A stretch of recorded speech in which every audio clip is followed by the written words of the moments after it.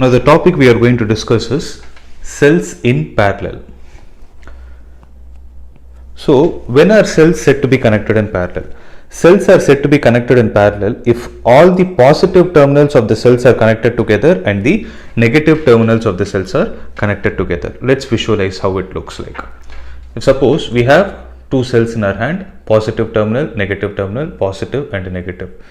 If I keep them like this, if this positive terminal of the first cell and this positive terminal of the second cell are connected together, similarly the negative terminal of the first cell and the negative terminal of the second cell are also connected together, then these two cells are said to be connected in parallel.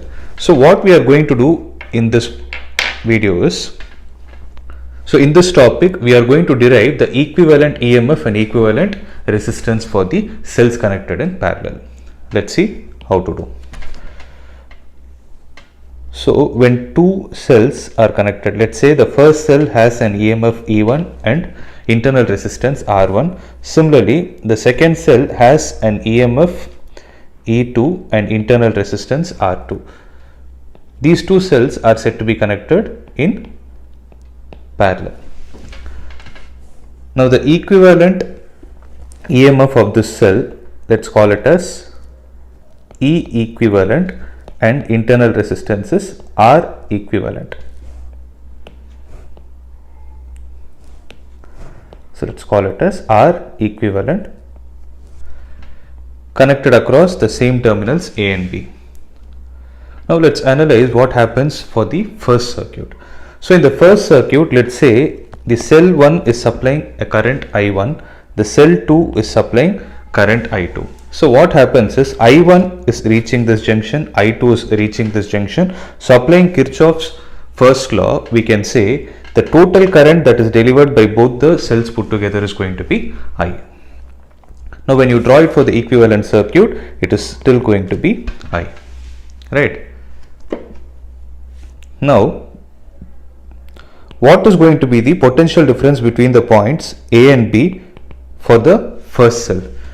So since the first cell is getting discharged, we know that VA minus VB is going to be equal to E1 minus I into R1. Similarly, VA minus VB for the second cell, how much is it going to be? So VA minus VB for the second cell will be E2 minus I2 into R2. So if you observe, the left hand sides are VA minus VB and VA minus VB. So it is a known fact that when two electrical devices are connected in parallel, the potential difference across the terminals is going to be the same, right? So since the left hand side is equal, we can solve the problem with the right hand side. So if I call VA minus VB to be V, similarly here also VA minus VB to be V, from the first equation what we can say is I1 will be equal to E1 minus V divided by R1. Similarly, I2 will be E2 minus V divided by R2. But according to Kirchhoff's first law, I is equal to I1 plus I2. So it is I1 plus I2. So I will be equal to, what is the value of I1? I1 is going to be E1 minus V divided by R1, and I2 will be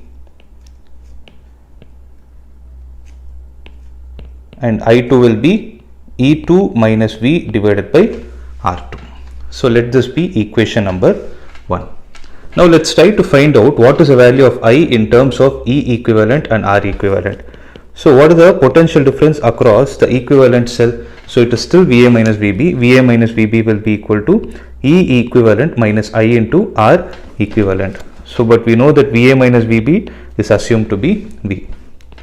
So I will be E equivalent minus V divided by R equivalent. Let's call this as equation number 2.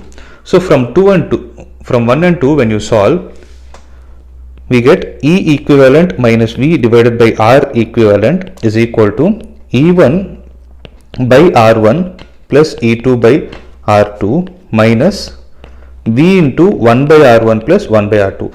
I have rearranged this equation.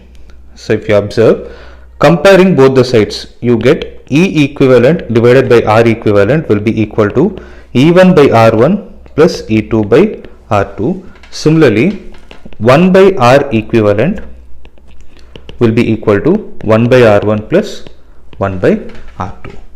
So here we cannot directly find the equivalent EMF, rather we have the formula like E equivalent divided by R equivalent will be equal to E1 by R1 plus E2 by R2, and it is a known fact that when resistors are connected in parallel, 1 by R equivalent will be equal to 1 by R1 plus 1 by R2. If